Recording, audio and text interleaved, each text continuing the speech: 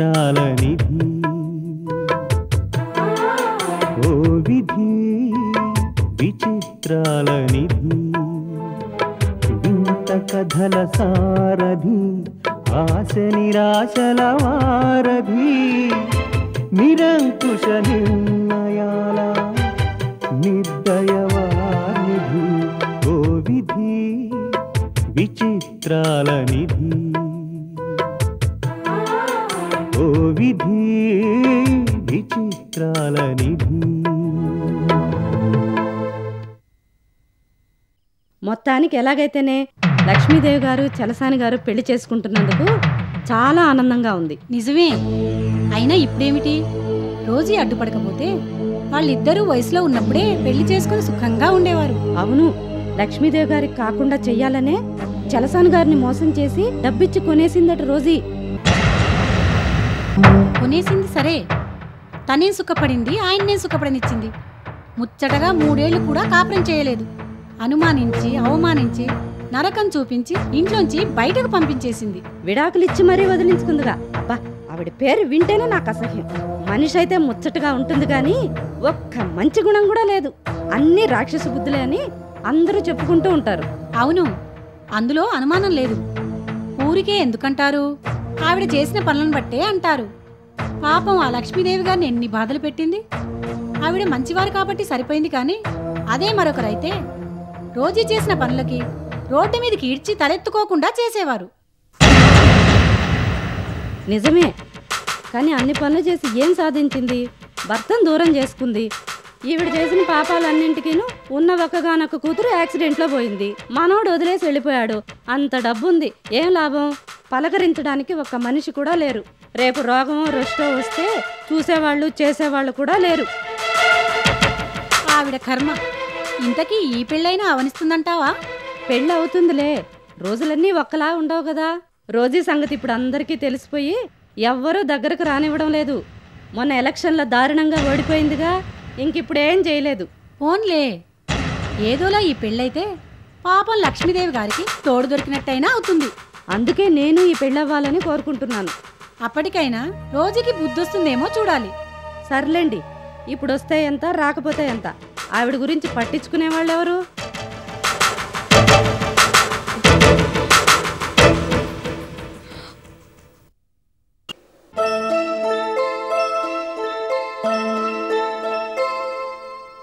సుబ్బారావు.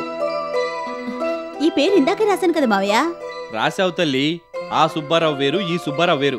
ఈయన కె సుబ్బారావు. ఈ సుబ్బారావులు శ్రీనివాసరావులు రాస్తున్న కొద్దీ వస్తూనే ఉంటారు. అమ్మ సర్కిలు, మావయ్య సర్కిలు. ఈ లిస్ట్ అంతా తేలిగ్గా తేలేటి కనపడడం లేదు. నువ్వు ఈ మాట అంటావు నాకు ముందే తెలుసు. దీన్నే ఆరంభ సూరత్వం అంటారు. ఏరా వేళాకోళంగా ఉందా? పక్కన కూర్చొని కామెంట్స్ చేయడం కాదురా, తండ్రికి సాయం చేయడం నేర్చుకో. పితృభక్తి లేని లైఫ్ వేస్ట్ రా. తండ్రిని గౌరవించి పూజించి సేవించి ఎందరో మహానుభావులు జీవితాల్ని సార్థకం చేసుకున్నారా. అబ్బా, ఆ తండ్రులు వేరేలేనన్నా. నీకు ఆ లెవెల్ లేదు, కానీ ముందు పంచుడు. చూసావా సంధ్య, వీడు ఎలా తయారయ్యాడో? అయినా తప్పు వీడిది కాదు, అమ్మ ముద్దు చేసి వీడిని ఇలా తయారు చేసింది. ఆహా. సంధ్య, ఫ్లాష్. ఏంటి మావయ్య? ఏ లేదమ్మా, ఈ లిస్ట్ కోసం ఇంత తల బాదుకోవడం ఎందుకు? లాస్ట్ టైం నేను లిస్ట్ ప్రిపేర్ చేశాను కదా, అది ఎక్కడుందో వెతుకు. ఈ పని ఈజీ అయిపోతుంది. వద్దులే. వద్దంటావేంట్రా యూజ్లెస్ ఫెలో. నాన్న, లాస్ట్ టైం నీ చేతులతో లిస్ట్ ప్రిపేర్ చేస్తే దెబ్బకి బీడిపోయి పెళ్లి వాయిదా పడిపోయింది. తమరి హ్యాండ్ అంత పవర్ఫుల్, భస్మాసురుని వస్తాం కన్నా డేంజర్. ఆ విషయం తెలిసి కూడా ఎందుకు చెప్పు రిస్క్ చేయడం? ఆ పని ఏదో మేము చూసుకుంటాం, కానీ నువ్వు రెస్ట్ తీసుకో. ఏంటి నవ్వుతున్నావు? ఇలా నవ్వుతూ కూర్చుంటే ఈ పనులన్నీ ఎలా అవుతాయి? అమ్మా, ముసలాయనికి బీపీ పెరిగిపోతుంది, కానీ నువ్వు ప్రిపేర్ చేసిన లిస్ట్ ఉంది కదా, అది ఇచ్చే మన బుర్రలు తినకుండా ఉంటాడు. శ్రీవారు, మీరు అనవసరంగా కంగారు పడకండి. లేటెస్ట్ ఇన్వైటీస్ లిస్ట్ ఒకటి మేము ఆల్రెడీ ప్రిపేర్ చేసి ఉంచాం. ఒక్కరిని కూడా వదలకుండా ఆల్ఫాబెటికల్ ఆర్డర్లో ఫోన్ నంబర్లు, అడ్రస్లతో సహా అన్ని అందులో రాసించాం. కార్డ్స్ రాగానే దాని ప్రకారం రాసి పంపించేస్తాం, సరేనా? ఈ విషయం నాకు ముందే చెప్పొచ్చు కదా, అనవసరంగా నన్ను రేట్ చేస్తారు.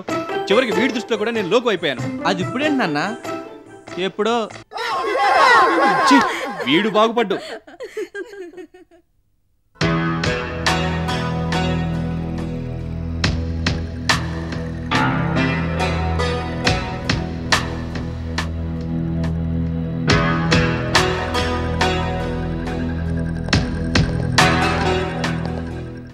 నమస్కారం పరమేశ్వర.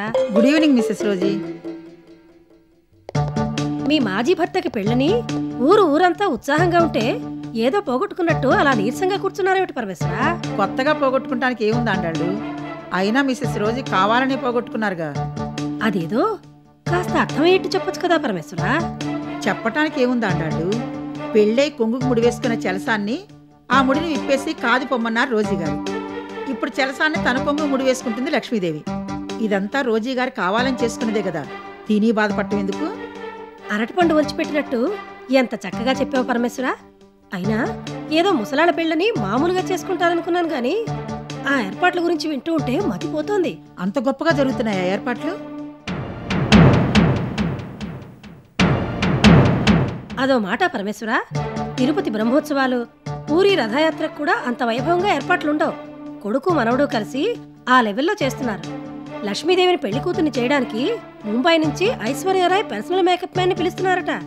చలసాని వెడ్డింగ్ సూటు, లక్ష్మీదేవి పెళ్లిలో కట్టుకునే చీరలు కూడా ముంబై ఫ్యాషన్ డిజైనర్లే డిజైన్ చేస్తున్నారట. అదేమిటి? ఇంత ముందు పెళ్ళని ఒకసారి పట్టు చీరలు కొన్నది కదా, అవన్నీ ఏం చేస్తుందట?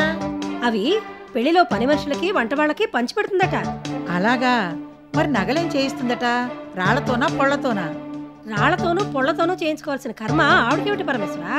తిరుపతి వెంకనకి ఆభరణాలు చేసేవాళ్లే ఈవిడకి కూడా డైమండ్ నగలు చేస్తున్నారట. అవును, మరి ఆ లక్ష్మీదేవి ఒక పద్మావతి, ఆ చెలసాని ఇంకో వెంకటేశ్వరుడు కదా. బాగా చెప్పారు. ఇంకో చిత్రం ఏమిటంటే పెళ్లిలో భోజనాలు బాగుండాలని వంట వాళ్ళని పిలిపించి ఇప్పటి నుంచే ట్రైనింగ్ ఇస్తున్నారట. అటా అటా అని చెప్పుకోవటమేనా? చూసి ఆనందించడానికి మనల్ని కూడా పిలుస్తుందా లక్ష్మీదేవి? ఎందుకు పిలవదు పరమేశ్వరా? అక్కడవన్నీ రికార్డ్ చేసి కళ్ళకు కట్టినట్టు రోజీ గారికి టెలికాస్ట్ చేసి చూపెట్టద్దు. ఆ పని ఏ ఛానల్స్ చేయలేవు, మనమే చేయాలి. అందుకని తప్పకుండా పిలుస్తుంది. అంటే ఏమి నీ ఉద్దేశం? రోజీ గారిని పిలవదనా? మా అమ్మగారిని పిలిచినా పిలవకపోయినా పెళ్లిలో చెప్పలు కడగడానికి మీ ఇద్దరిని పిలుస్తారు. ఇందాకనే చూస్తున్నాను, ఊళ్ళో పెళ్ళైతే కుక్కల కడావుడని ఊరికే నోటుకొచ్చిందల్లా వాగేస్తున్నారు. మీకు పని పాటనేదా? మీలాంటి వాళ్ళు మాటలేనే బంగారం లాంటి కాపురం నాశనం చేసుకున్నారు. ఇప్పుడు కులుకులు ఎడుతున్నారు మా అమ్మగారు. 7% చేసుకున్న పాపం ఊరికే పోదు, ఇలాగే పెట్టుకొట్టేస్తుంది. తమరు కూడా ఇలాగే మొగ్గులు నొగ్గేసి తిరుగుతుంటే వాళ్ళు కూడా ఏరే పెళ్లిళ్ళు చేసేసుకుంటారు. అది గుర్తెట్టుకొని ఈ వాగుడంతా ఆపి కోపలు పడే. మరోసారి వస్తాం పరమేశ్వరా. ఈలోగా పెళ్లికి ఏ చీర కట్టుకుని వస్తారో ఆలోచించండి. ముందు తవరు పోతే ఆ తర్వాత ఆలోచిస్తారు. కొండే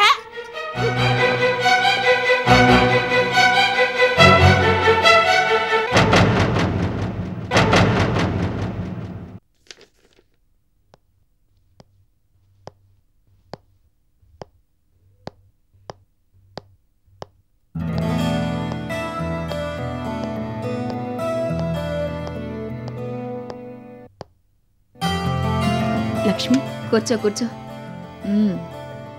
చాలా రోజులకు వచ్చావు. ఎలా ఉన్నావు దివ్య? మీ ఆయన ఆరోగ్యం ఎలా ఉంది? పూర్తిగా కోలుకున్నారు లక్ష్మి. నిజానికి అప్పటికి ఆయనున్న పరిస్థితుల్లో నువ్వు కలవకపోతే మా బతుకులు ఎలా ఉండేవో ఊహించుకుంటేనే భయం వేస్తుంది. నువ్వు ఉన్నావన్న ధైర్యంతోనే ఆయన ఇక్కడికి తీసుకొచ్చాను. సమయానికి డబ్బిచ్చి ఆదుకోవడంతో ఆయన ఆరోగ్యం బాగుపడింది. మళ్ళీ బిజినెస్ స్టార్ట్ చేసే ప్రయత్నంలో ఉన్నారు. నువ్వు చేసిన ఈ సహాయాన్ని మీ జీవితాంతం మర్చిపోలేం లక్ష్మి. అందుకే కృతజ్ఞతలు చెప్పుకుందామని వచ్చాను. దివ్య, నేను సహాయం చేయగల స్థితిలో ఉన్నాను గనుక నాకు చేతనింది నేను చేశాను. నీ కష్టాలు చాలా వరకు తీరిపోయి ఇప్పుడు మీరిద్దరూ ఆనందంగా ఉన్నారు. అది చాలు నాకు. అయినా నువ్వు నాకు పరాయిదానివి కాదుగా. నిజంగా నీదెంత గొప్ప మనసు లక్ష్మి. మనిద్దరం స్నేహితులం కాదు, కలిసి చదువుకోలేదు, కలిసి తిరగలేదు, ఏ రకమైన అనుబంధం లేదు. అయినా సొంత మనిషిలా సహాయం చేసి ఆదుకున్నాం. నీలాంటి మనసు అందరికీ ఉండదు లక్ష్మి. అందుకే భగవంతుడు నీకింత మంచి అంతస్తు కల్పించాడు. అన్నట్టు అడగడం మర్చిపోయాను, మీ పెళ్లికి ముహూర్తాలు కూడా పెట్టేశారంటగా? కంగ్రాట్స్. Thank you. పోనీలే లక్ష్మి, నువ్వు మదను ఒకరంటే ఒకరు ఎంత ఇష్టపడ్డారో నాకు తెలుసు. రోజీ అడ్డుపడింది కానీ లేకపోతే ఈ పెళ్ళి ఎప్పుడో అవ్వాల్సింది. ఇన్నాళ్లకు మళ్లీ తోడు కోసం ఒకరికొకరు దగ్గరవుతున్నందుకు చాలా ఆనందంగా ఉంది.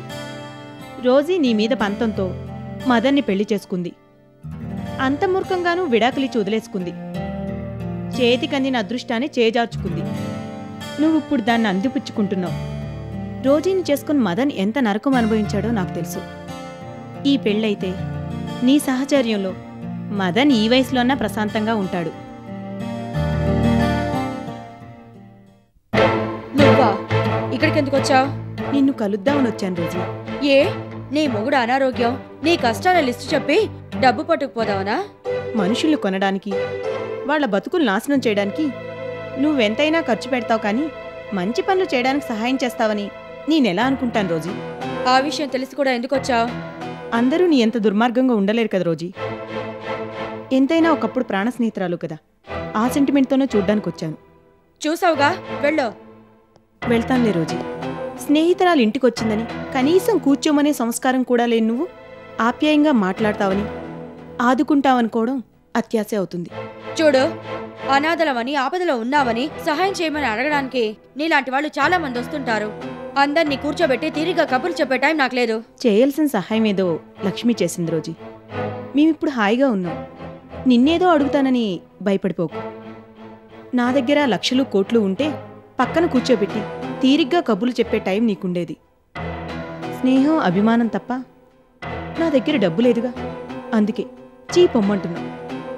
మదన్ని లక్ష్మికి కాకుండా చేయాలని నువ్వెన్ని దుర్మార్గాలు చేశావో, అతన్ని దక్కించుకోవడానికి నువ్వెన్ని తంటాలు పడ్డావో నాకు తెలియదనుకున్నావా? ఎలాగైతేనే చివరికి మదన్ని దక్కించుకున్నావు. కానీ ఏం లాభం? మూర్ఖంగా వదిలేసుకున్నావు. నీ వల్ల ఎప్పుడో విడిపోయిన లక్ష్మీ మదన్లు మళ్ళీ ఇన్నాళ్ళకు కలిసి పెళ్లి చేసుకోబోతున్నారు. విడాకులు ఇచ్చేసినా నీ మనసులో ఎక్కడో మదన్ ఇంకా నీ భర్తనే ఆసుందిగా. ఈ పెళ్లితో ఆశ కూడా పోయినట్టే. ఆ రకంగా చూస్తే ఇప్పుడు నీకైన వాళ్ళెవరూ లేరు. నువ్వు అనాథవి, అది గుర్తుంచుకో. ఏంటి, డబ్బు సహాయం చేసిందనా ఆ పని మనిషిని అంతలా వెనకేసుకొస్తున్నా? ఈ రోజు ఈ సంగతి నీకింకా పూర్తిగా తెలీదు. ఆ పెళ్లి జరగనివ్వను. అవసరమైతే నా చావుతోనైనా ఆ పెళ్లిని ఆపుతాను, ఆపి తీరుతాను. ఇక నువ్వు వెళ్ళొచ్చు.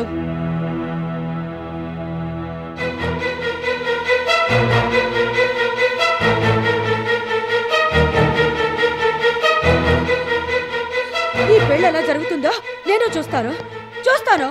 నేను బతుకుండగా ఈ పెళ్లి జరగనివ్వను.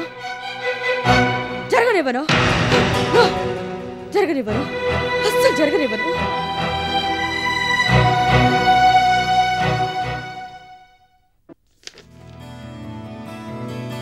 ఈ పని కూడా నువ్వెందుకు పెట్టుకున్నావు దీపక్? వినోద్కి అప్పచెప్పాల్సింది. వాడు స్థిరంగా ఓ గంట కూడా కూర్చోలేడమ్మా.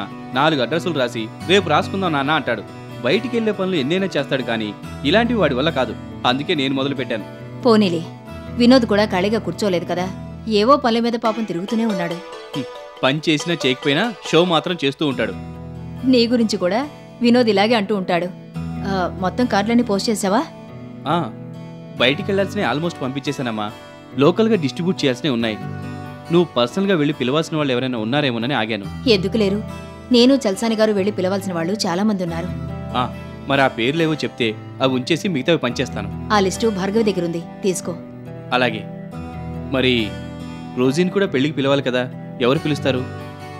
ఏ లేదమ్మా, ఇంత హడావిడిగా అట్టహాసంగా పెళ్లి జరుగుతుంటే రోజీ రాకపోతే ఏం బాగుంటుంది? ఆవిడగారు రావాలి, చూడాలి, ఆనందించాలి. చేతులతో కాకపోయినా నోటితోనైనా 4 అక్షింతలు వేసి వెళ్ళాలి. అంటే ఏమిటి నీ ఉద్దేశం? రోజీ రాకపోతే పెళ్లి మొత్తం అప్సెట్ అవుతుందనా? 100%, అందులో అనుమానం లేదు. ఎలాగైనా రోజీ ఈ పెళ్లికొచ్చి తీరాలి. దాని గురించి నువ్వేం కంగారు పడకు. నేనే పర్సనల్గా వెళ్ళి ఇన్విటేషన్ ఇచ్చి పెళ్లికి రమ్మని పిలుస్తాను. ఎలాగైనా రోజీ ఈ పెళ్లికి వచ్చేటట్టు చేస్తాను. మరైతే అర్జెంటుగా పేరు రాసి కార్డు ఇస్తాను, ఇచ్చేసి వస్తావా? అలాగే.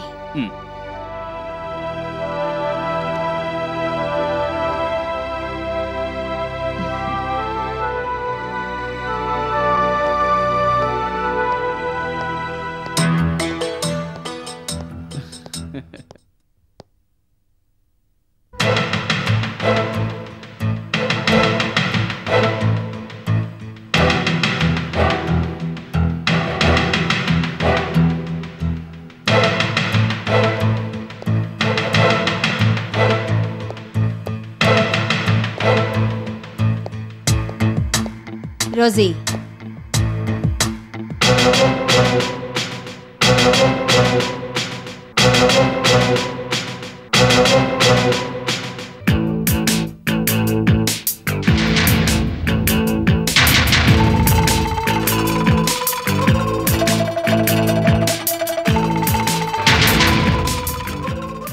వచ్చావు?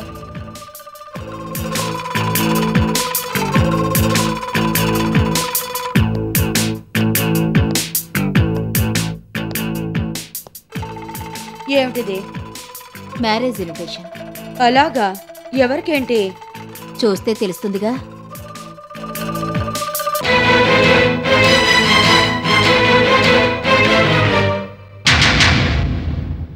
ఈ పెళ్లి జరుగుతుందని అనుకుంటున్నావా? అందుకేగా పెళ్లికి రమ్మని ఇన్విటేషన్ ఇచ్చాను.